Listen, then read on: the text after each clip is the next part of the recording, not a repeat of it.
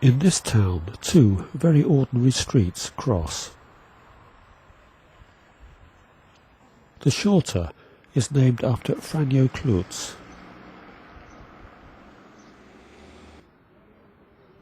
The other, called Rudi Čajavec, extends for nearly a mile.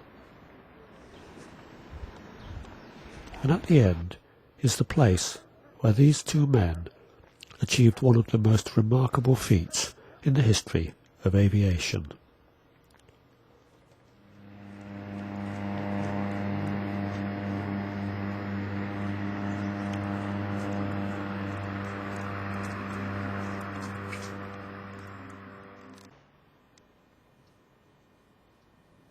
Most of Europe is at war. German and Italian armies have occupied Yugoslavia for the last year. They allow a brutal Ustaša to govern part of Croatia and Bosnia. Fighting them are the partisans, led by Joseph Tito. This is a vicious and complex conflict, with fighting against another resistance group, the Chetniks. The partisans are now completely isolated.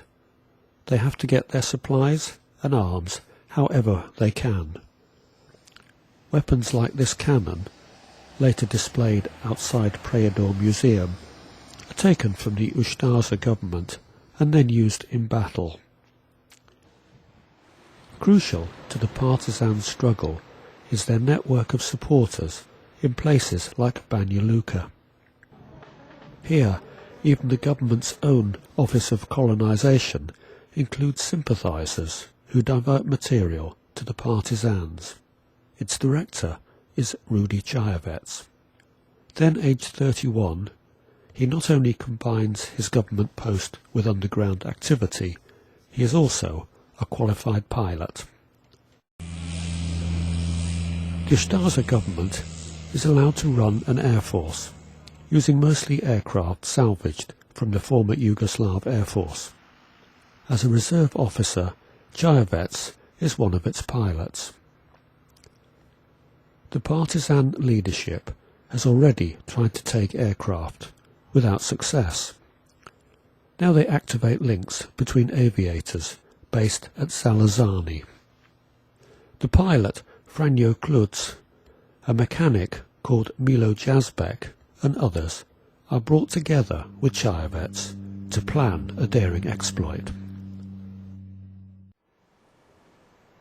Kozara Mountain, between Banja Luka and Prijedor, is the scene of intense fighting as the partisans launch a major attack and threaten Banja Luka.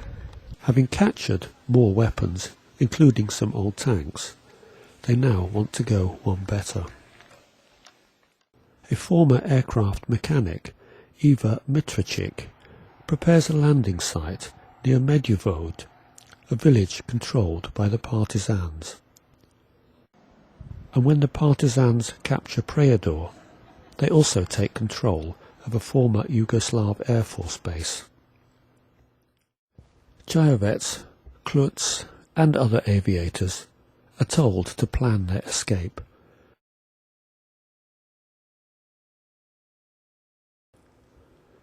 It is a Saturday, usually a quiet day at Salazani Airport. Kluz is ferrying supplies to a government outpost, but has to fly with another pilot who knows nothing about his plan to defect. He persuades his colleague to remain on the ground so he can return with a heavier load. After giving the prearranged signal to Čajavec, Kluz then flies to the partisan airport at Prijedor. He has taken a Potez 25, a French-designed biplane first flown in the 1920s and later used by the Yugoslav Air Force. Čajavec receives permission to fly. Jazbek, the mechanic, joins him, and they leave with a full load of supplies. Čajavec takes a Breguet 19, another 1920s French-designed airplane. By mid-morning, Čajavec joins Kluz at Prijedor.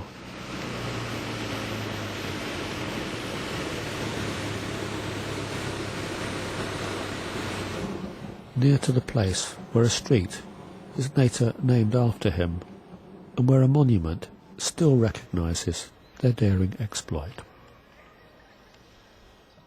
To keep the new partisan air force safe, Čajavec Bregway is hidden near the Preador airfield, while Kluz flies his Potez to Medivode. He lands near the present-day Partisansky Aerodrome monument. Before the end of the day, the authorities at Banja Luka know that 2 aircraft are missing. Next day they search by air without success. Police visit the homes of Kluz and Čajavec to find out what has happened. Anticipating that the missing aeroplanes will soon be tracked down, the partisans at Preador construct a dummy plane. The government receives reports of the plane's destruction, but the partisans' ruse succeeds, and the real Bregway has survived. To make the aircraft combat ready, the partisans have improvised a bomb factory. An engineer, Mile Lubachik, organises the production of bombs weighing up to 10 kilograms that are dropped by hand. One survived to become an exhibit at Banja Luka Museum. Early morning, Rudi Čajavec, with Jazbek, takes off in the Bregway, loaded not just with bombs but also leaflets. Citizens of Banja Luka are woken early. Rumours of a plane with a red star soon spread. Leaflets are found in the streets with a message about a people's liberation struggle for brotherhood and unity, and with a plea to join the partisans. City authorities soon order them destroyed. Čajavec flies on, dropping bombs over military targets, but return fire from the ground hits him in the knee. With difficulty he lands near Kadinjani, far from partisan-held territory. Local residents interviewed years later say how the plane crashed, hitting the roof of a house and leaving Čajavec unable to move. First to reach the crash site are resistance rivals, the Chetniks, putting both aviators in great danger. Most likely, Čajavec commits suicide. Jazbek escapes, only to be captured later, taken to Zagreb, and then tortured and executed. Meanwhile, Franjo Kluz, flying the Potez and accompanied by Ivica Mitricic, encounters enemy aircraft and manages to escape. They also drop some bombs before returning to Medivode. A Sunday, and so less risky, Kluz makes a second flight in the direction of Bosanska Dubica, the town where he was born 28 years earlier. His plane is hit twice by ground fire, but he is able to drop bombs and leaflets and return safely to Medivode. Meanwhile, government chiefs order his plane's destruction. Marking on their planes are changed to avoid mistakes. But despite their new air support, partisan ground forces lose Preador and its airfield. Soon the airstrip at Medivode is not safe to use.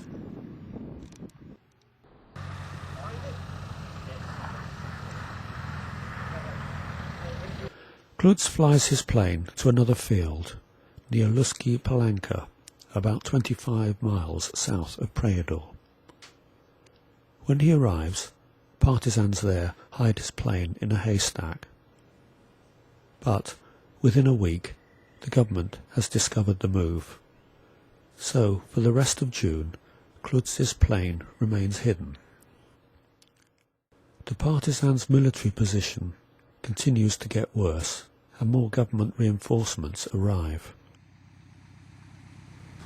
To prepare for a counterattack, Kluz makes a test night flight at Lusky Polanta, using lanterns by the airstrip, but poor weather keeps him grounded.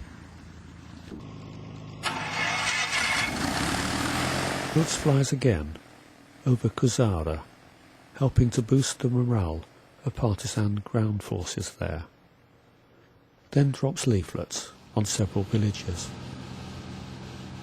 A government report sent from Banja Luka at around 3:30 in the afternoon states that leaflets were thrown from a plane flying just 50 metres above the ground. Today Kluz flies again from Lusky Palanka, supporting partisan ground forces. He bombs Kostanica around 30 miles from his new airfield. Later he attacks an enemy column. Kluz has now completed 5 combat flights. On the ground, the partisans' position is crumbling, but Kluz's flights create confusion for the government. Their forces think they have brought down the partisan plane, only to find it is one of theirs. Today, the partisan air force runs out of luck.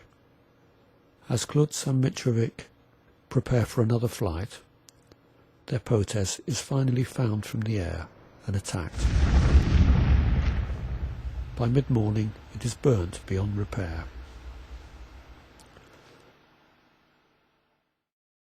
The partisans' air force operated for 44 days.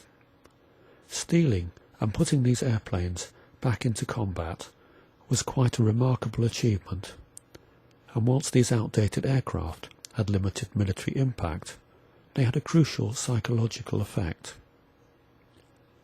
After the partisans triumphed, the aviators' achievement would be celebrated, only to be largely forgotten as the area they flew over descended once again into conflict.